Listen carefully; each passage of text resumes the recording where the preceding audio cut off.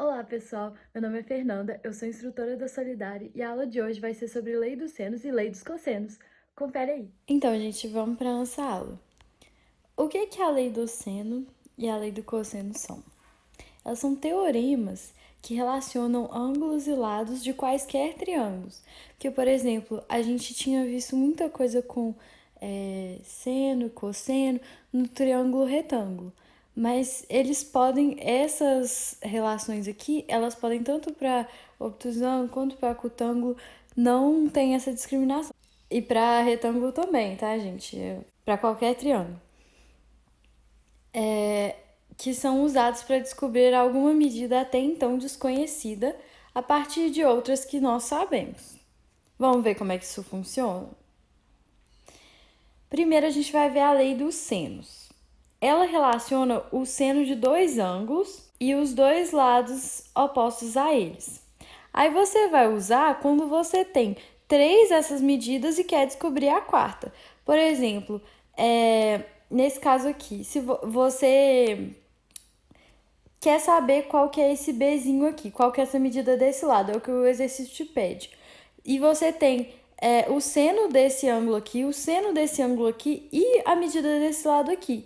Então aí dá pra você fazer. Ou então se você quiser saber qual que é esse ângulo, qual que é o seno dele.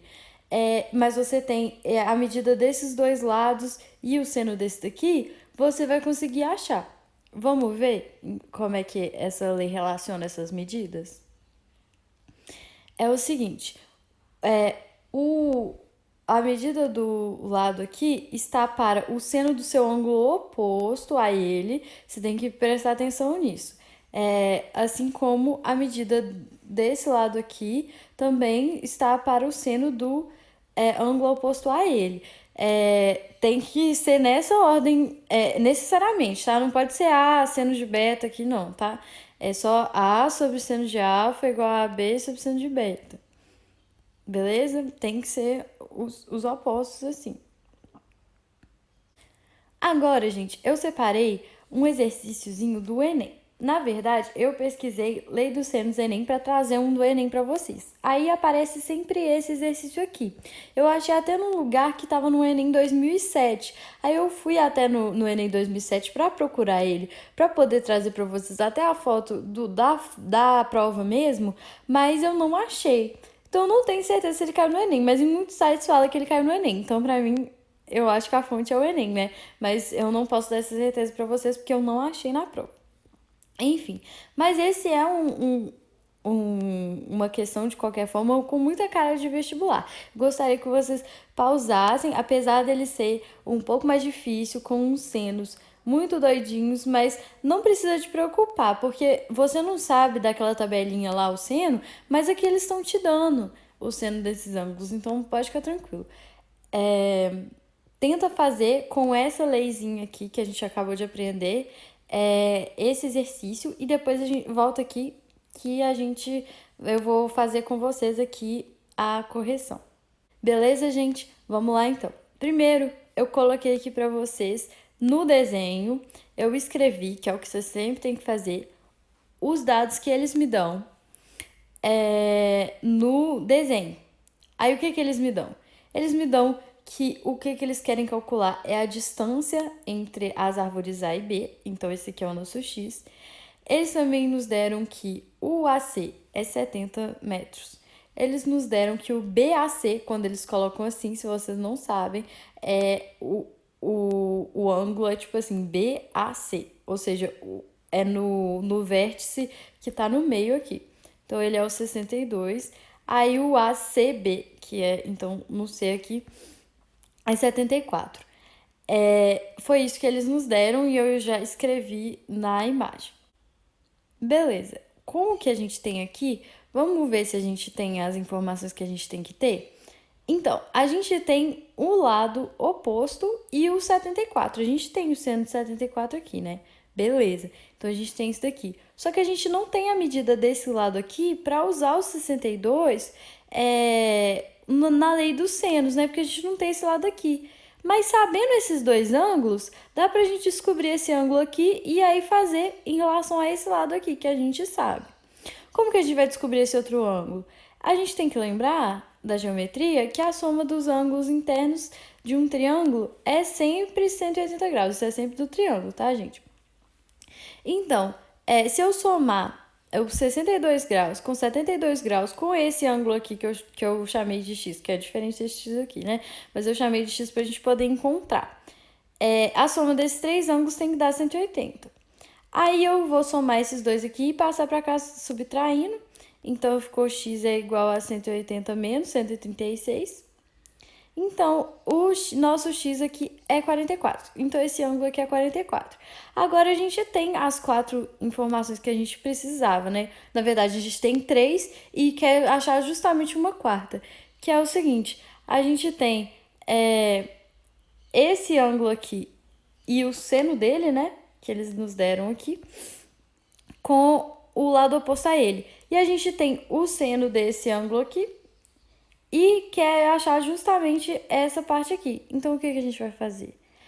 A gente vai fazer colocar na lei dos senos aqui. Esse lado aqui está para o seno desse ângulo oposto aqui, assim como esse lado aqui está para o seno desse ângulo aqui. Aí, substituindo pelas informações que a gente tinha aqui no enunciado da questão, eu substituí aqui, beleza, né? Vamos fazer as divisões. Se a gente dividir aqui em cima por 7 e embaixo por 7, a gente recebe esse resultado aqui. E depois eu passei esse daqui multiplicando. Então, a gente teve esse resultado aqui. Cuidado que tem uma pegadinha nessa questão. Porque aqui eles colocam 0,70 aqui nesse seno, e aí muita gente confunde, divide aqui por 70 e 70 em cima, e aí aqui fica 1 e 0,1, mas não é assim. A gente tem que sempre ignorar esse zerozinho aqui na hora de fazer conta, senão a gente vai se confundir. Aí, beleza. Todo mundo concorda que ficou assim? Aí, o que eu vou fazer? Quando você vai dividir por uma fração, porque esse 0,1 aqui é uma fração, né? É 1 sobre 10. Então, aí, quando a gente vai dividir por uma fração, é igual a multiplicar pelo inverso dela, né? Então, aí eu vou fazer isso. Aqui era 1 sobre 10, aí aqui ficou 10 sobre 1. Aí, se você dividir aqui por 10 e aqui por 10, aqui por 10, a gente vai descobrir que o x é igual a 96. Então, essa medida aqui é 96. Então, a resposta é a letra D. Vamos para a lei dos cossenos? Beleza, gente. Vamos para a lei dos cossenos?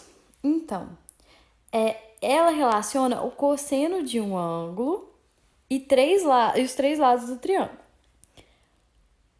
O que a gente tem que sempre pensar quando a gente vê um exercício? A gente tem que pensar o que ele está me oferecendo e o que eu quero. Porque é igual, se ele me oferecer e eu quiser, tipo, as medidas que estiverem relacionadas nisso são 2 ângulos e 2 lados, aí eu faço, e os lados opostos, né, a eles. Eu faço a lei dos senos, mas se nesse caso você tem um ângulo e 2 lados, por exemplo, e você quer o terceiro lado, você vai usar a lei dos cossenos, porque a lei que relaciona 3 lados e o cosseno de um ângulo é a lei dos cossenos. Então, a gente tem que trabalhar essa identificação na questão. Essa daqui é a nossa lei dos cossenos, beleza? Eu tô, no caso aqui, relacionando esse alfa aqui, que é oposto ao A, e o A, o B e o C. A gente tem que... eu tenho que ressaltar aqui para vocês que vocês não podem esquecer que você não pode distribuir os lados de qualquer jeito. Esse lado aqui que está isolado do lado de cada igualdade, ele tem que ser oposto ao ângulo que você vai pegar o cosseno, porque senão vai dar errado. Mas é mais de decorar mesmo, essa formulinha aí. Se você conhecer o Teorema de Pitágoras, você pode ver que ele é muito parecidinho, né, com o Teorema de Pitágoras. Só que tem esse termo aqui que você também tem que decorar para fazer quando o triângulo não for retângulo. Se o triângulo for retângulo, aí o cosseno de alfa, no caso, tipo, de você isolar aqui a hipotenusa, né, o ângulo maior, o cosseno de alfa vai ser cosseno de 90, que é zero. Então, aí zera todo esse termo aqui, e aí vira justamente o Teorema de Pitágoras. Então, isso é uma curiosidade bem interessante, assim. Mas vamos continuar para o exercício. Eu tirei esse exercício do Enem de 2017, tá aqui até a fotinho da questão mesmo. Gostaria que vocês, de novo, pausassem a tela, tentassem fazer esse exercício e depois voltassem aqui pra gente fazer juntos. Beleza, gente, vamos lá. O que a gente tem? Ele falou que a haste do esquadro é 10. Então, eu já coloquei aqui. E o que a gente tem que achar? É o x, não é? É o raio aqui, que eu marquei de x, no caso, né? Mas, para quem não tem familiaridade com o que é esse compasso aqui, esse aparelhinho, ele tem a ponta seca, igual falou aqui no enunciado, que é um metalzinho, que fura o papel. Aí você coloca ele no lugar que era para ser o centro, que você quer que seja o centro da sua circunferência. E o outro lado é um grafite. E aí ele vai, você girando, apoiando no meio, assim, girando o compasso no papel, vai demarcando uma circunferência. Então é assim que você usa se você não tiver essa familiaridade.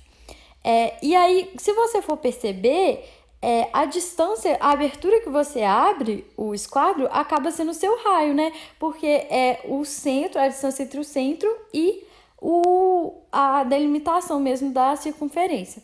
Então, tendo essa introdução, para caso você não saiba como é que funciona, vamos continuar. Beleza, então dá pra gente ver aqui que isso formou um triângulo, né, galera? E aí, o que a gente tem desse triângulo? A gente tem dois lados, um ângulo, e a gente quer saber o outro ângulo. Então, a gente está relacionando 3 lados e um ângulo. Então, o que dá pra gente fazer é a lei dos cossenos. Beleza, aí eu coloquei as informações aqui. O lado que está oposto ao ângulo que eu vou usar o cosseno é o que eu coloco aqui nessa parte aqui. E os outros lados, eu coloco aqui b ao quadrado, c ao quadrado e aqui bc. E a menos 2 é da fórmula, né? E esse menos meio aqui eu coloquei porque ele é justamente o cosseno do 120, né? Então, beleza, galera. Aí, resolvendo isso daqui, a gente vai cortar esse 2 aqui com 2 e esse menos com menos aqui vai virar mais. Então, vai ficar 100, 100, mais 100. Então, aí se x ao quadrado é 300, né, que é 100 mais 100 mais 100, se eu passar esse ao quadrado aqui como raiz, 300 é 3 vezes 100, não é? Então, é raiz de 100, que é 10, vezes raiz de 3, que é raiz de 3. Só que no enunciado, eles nos avisaram que raiz de 3 era 1,7. Se você quiser decorar, você pode, mas esses raízes geralmente o Enem, como prova do Enem especificamente, geralmente dá. Use raiz de 3 como tal, use raiz de 2 como tal. Mas é bom, se você quiser fazer outros vestibulares também, decorar que raiz de 3 é 1,7 e raiz de 2 é 1,4. Pelo menos esse daí. E o pi também, que é 3,14. Mas o Enem também vai te falar, use pi igual a 3, use pi igual a 3,1, use pi igual a 3,14. Eles vão te falar. Mas se você tiver interesse em outros vestibulares, é bom você decorar. Então, aí vai ficar 10 vezes 1,7, né? Que aí é 17. Aí, se a gente voltar lá na questão e olhar aqui, o 17 está nesse intervalinho aqui, que é o número 4, então a resposta é letra D de novo. Bem, galera, eu espero que vocês tenham gostado. É realmente uma questão de decorar. Copie essas duas fórmulas no seu caderno, ou então copia um post-it e coloca no seu quarto, assim, no espelho, um lugar que você vai ver muitas vezes, porque é uma matéria mais de decorar mesmo. Então, esses artifícios de você ficar revendo aquela coisa ajudam bastante. Você ficar escrevendo também ajuda bastante a você decorar. Eu espero que que eu tenha ajudado vocês, mostrado uns exercícios interessantes. Aí depois faz as listas de exercícios, pode pedir dúvida na monitoria. E é isso. Até uma próxima aula, gente. Muito obrigada.